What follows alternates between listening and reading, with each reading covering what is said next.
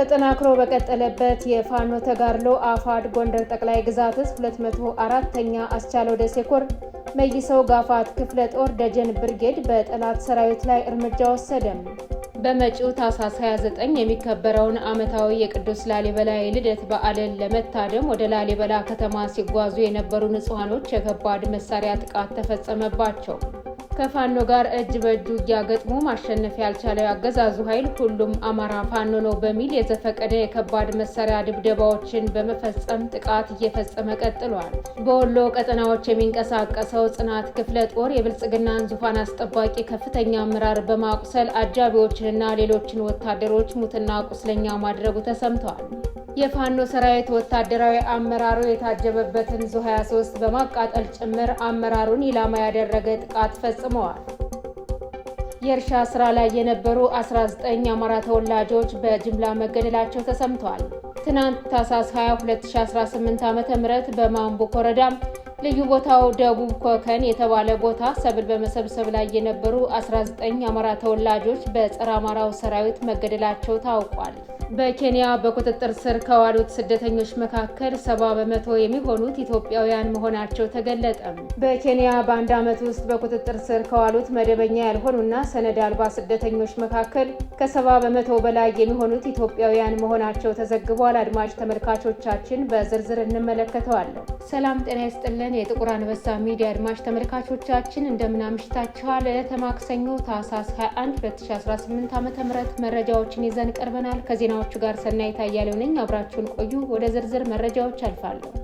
ተጠናክሮ በቀጠለበት የፋኖ ተጋድሎ አፋድ ጎንደር ጠቅላይ ግዛት 204ኛ አስቻለው ደሴ ኮር መይሰው ጋፋት ክፍለ ጦር ደጀን ብርጌድ በጠላት ሰራዊት ላይ እርምጃ ወሰደ።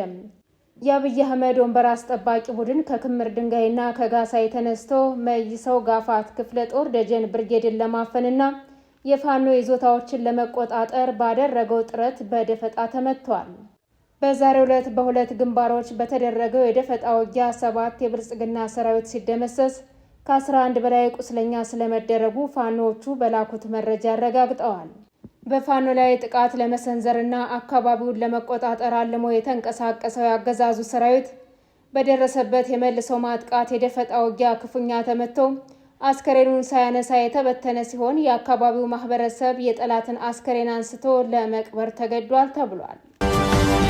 በመጪው ታህሳስ 29 የሚከበረውን ዓመታዊ የቅዱስ ላሊበላ የልደት በዓልን ለመታደም ወደ ላሊበላ ከተማ ሲጓዙ የነበሩ ንጹሃኖች የከባድ መሳሪያ ጥቃት ተፈጸመባቸው።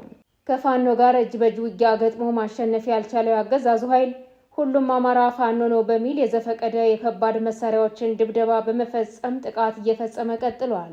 ይህ ጸረ አማራ ኃይል ታህሳስ 29 2018 ዓ.ም የሚከበረውን ዓመታዊ የቅዱስ ላሊበላ የልደት በዓልን ለመታደም ወደ ላሊበላ ከተማ ሲጓዙ በነበሩ ንጹሃኖች ላይ በፈጸመው የከባድ መሳሪያ ድብደባ 2 ንጹሃኖች ሲገደሉ 9 ንጹሃኖች ደግሞ ክፉኛ መቁሰላቸውን የመረጃ ምንጮች ተናግረዋል። በዓሉን ለማክበር ወደ ላሊበላ ከተማ ጉዞ ላይ የነበሩ ንጹሃኑ ታህሳስ 19 2018 ዓ.ም በተደረገው ውጊያ በርካታ ያገዛዙ ወታደሮች በተደመሰሱበት በቡግና ወረዳ ብርኮ ተብሎ በሚጠራው አካባቢ ሲደርሱ ነው ጥቃቱ የተፈጸመባቸው ተብሏል። በሰዓቱ ያገዛዙ ኃይል በአካባቢው ሙትና ቁስለኛውን ካነሳ በኋላ የቡርኮ ቀበሌን በከባድ መሳሪያ ሲደበድብ እንደነበርም ተጠቁሟል። የቡርኮ አንደኛ ደረጃ ትምህርት ቤት ያገዛዙ ኃይሎች በፈጸሙት የዘፈቀደ የከባድ መሳሪያ ድብደባ ሙሉ ለሙሉ ስለመውደሙም ተመላክቷል። በተጨማሪም ከፋኖ ጋር ውጊያ አድርጎ ማሸነፍ ያልቻለው የጸረ አማራው አገዛዝ ሰራዊት ልጆቻችሁ ጓዶቻችንን ገድለውብናል በሚል 2 እናቶችን በግፍ ስለመግደሉም ታውቋል። ይህ በእንዲህ እንዳለ በክልሉ በተለያዩ አካባቢዎች በፋኖ ቤተሰቦች ላይ የሚደርሰው እንግልትና ማዋከብ ተባብሶ መቀጠሉ ተነግሯል። ራሱን የሀገር መከላከያ ሰራዊት ብሎ የሚጠራው የአብይ አህመድ ወታደር ለአገዛዙ በገበሩ የሚሊሻ ኃይሎች እየተመራ በፋኖ ቤተሰቦች ላይ ጥቃት እየፈጸመ ስለመሆኑ የመረጃ ምንጮቻችን ተናግረዋል። በክልሉ ወረራ በመፈጸም በተለይም ከተቆጣጠሯቸው ከተሞች በመነሳት እንቅስቃሴ እያደረገ የሚገኘው የብልጽግና ሰራዊት ያልታጠቁ ንጹሃኖችን ዘረፋን ጨምሮ ልዩ ልዩ ጥቃቶችን እየፈጸመ እንደሚገኝ የመረጃ ምንጮች አክለው ገልጸዋል። በወሎ ቀጠናዎች የሚንቀሳቀሰው ጽናት ክፍለ ጦር የብልጽግናን ዙፋን አስጠባቂ ከፍተኛ አመራር በማቁሰል አጃቢዎችንና ሌሎችን ወታደሮች ሙትና ቁስለኛ ማድረጉ ተሰምቷል። የፋኖ ሰራዊት ወታደራዊ አመራሩ የታጀበበትን ዙ 23 በማቃጠል ጭምር አመራሩ ላይ ኢላማ ያደረገ ጥቃት ፈጽመዋል።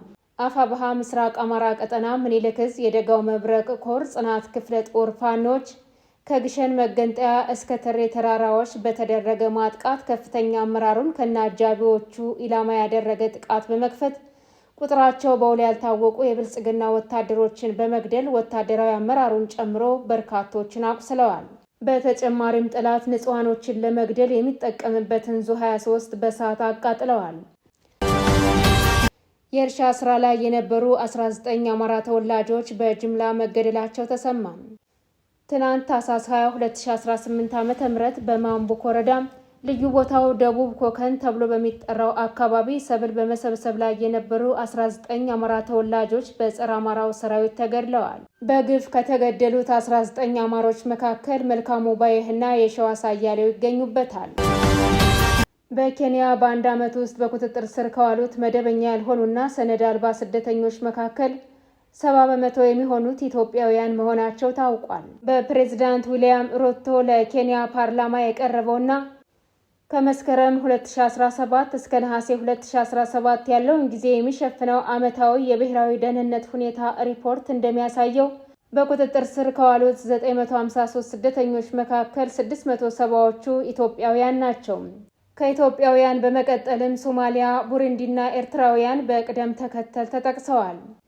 ዘኢስት አፍሪካን እንደዘገበው የኬንያ ባለስልጣናት የኢትዮጵያን ስደተኞች ቁጥር በከፍተኛ ሁኔታ ሊጨምር የቻለበት ምክንያት በአማራና በኦሮሚያ ክልሎች ለረዥም ጊዜያት ያስቆጠረው ግጭት እንዲሁም በትግራይ ክልል ከቀጠለው የፖለቲካ ውጥረት ጋር አያይዘውታል።